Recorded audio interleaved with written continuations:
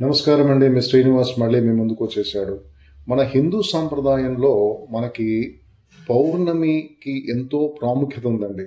మనం చూసుకుంటే కార్తీక పౌర్ణమి, మాఘ పౌర్ణమి, అలాగే రేపు జూలై 29వ తేదీ వచ్చే గురు పౌర్ణిమ అంటే ఆషాఢ శుద్ధ పౌర్ణమిని గురు పౌర్ణమిగా, వ్యాస పౌర్ణమిగా కూడా పిలుస్తారండి. సో రేపు చాలా ముఖ్యమైన రోజు. అదే గురు పూర్ణిమగా మనం జరుపుకుంటున్నాం.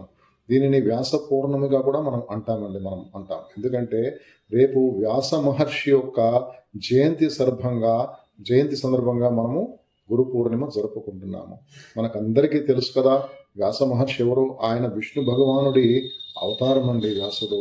వ్యాస మహర్షే మనకి వేదాలను విభజించి ఇచ్చాడు.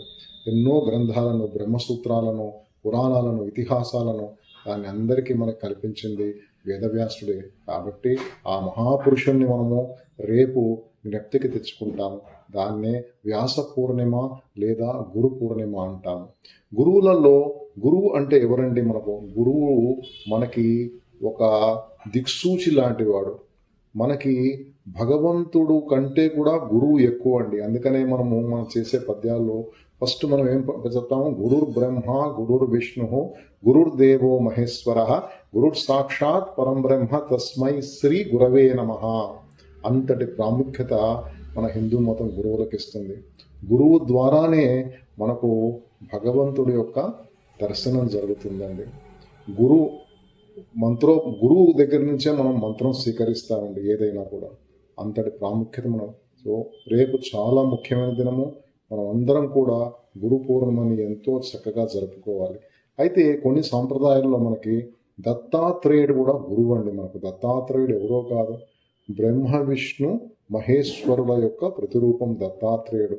అందుకే దత్తాత్రేయుడిని కూడా మనము గురువుగా పూజిస్తాం. కాబట్టి రేపు గురు చరిత్ర చదవడము, దత్తా క్షేత్రాలకు వెళ్ళి దర్శనం చేసుకోవడము, అలాగే మనము దత్త పరంపరలో శ్రీపాద శ్రీవల్లభుడు, శ్రీ నృసింహ సరస్వతి, శ్రీ మాణిక్ ప్రభు మహారాజ్, శ్రీ అక్కల్కోట్ మహారాజ్, అలాగే షిరిడి సాయి మహారాజ్ కూడా ఉన్నారండి. కాబట్టి రేపు వీళ్ళందరినీ కూడా మనము గురుతుల్యులుగా భావించి మనము మందిరాలకు వెళ్ళి, అలాగే రేపు పొద్దునే లేచేసి స్నాన సంధ్యాలు ముగించుకొని అందరూ కూడా గురువుల యొక్క నామాన్ని రేపు పఠించాలండి.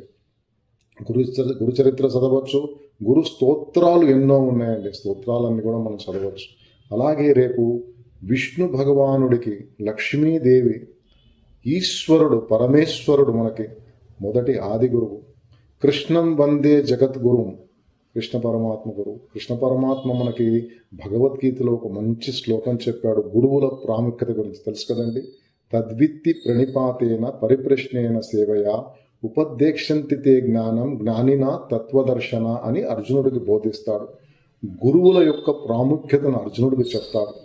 అర్జునుడిని గురువుల దగ్గరికి వెళ్ళమంటాడు. జిజ్ఞాసతో వారిని కలిసి నీకు ఉన్న అన్ని సమస్యలని కానీ జ్ఞానాన్ని గురువుల దగ్గర పొందమని చెప్తాడు.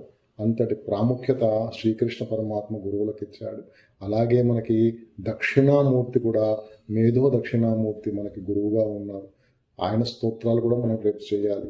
సో రేపు చాలా చాలా ముఖ్యమైనదండి. అందరం కూడా ఏ పరంపరలో ఉన్నా కూడా మన గురువుల్ని మనం మర్చిపోకూడదండి. రేపు మనకి చదువు చెప్పిన గురువులు కూడా ముఖ్యమే. వాళ్ళకి కూడా కృతజ్ఞతలు చెప్పాలి. వాళ్ళ దీవెనలు కూడా మనం తీసుకోవాలి.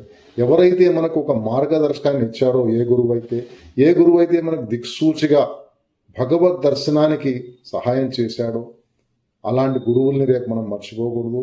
అందరము గురు పౌర్ణమిని చాలా పవిత్రంగా జరుపుకుందాము. రేపు మనసు అంతా కూడా ఏ కల్లోలంగా పెట్టుకోకుండా మనసుని మనము ప్రశాంతంగా ఉంచుకొని మనం పొద్దున్న నుంచి కూడా భక్తి శ్రద్ధలతో గురువుల్ని తలుచుకుందాము. రేపు గురు పూర్ణిమని జరుపుకుందాము. నమస్తే.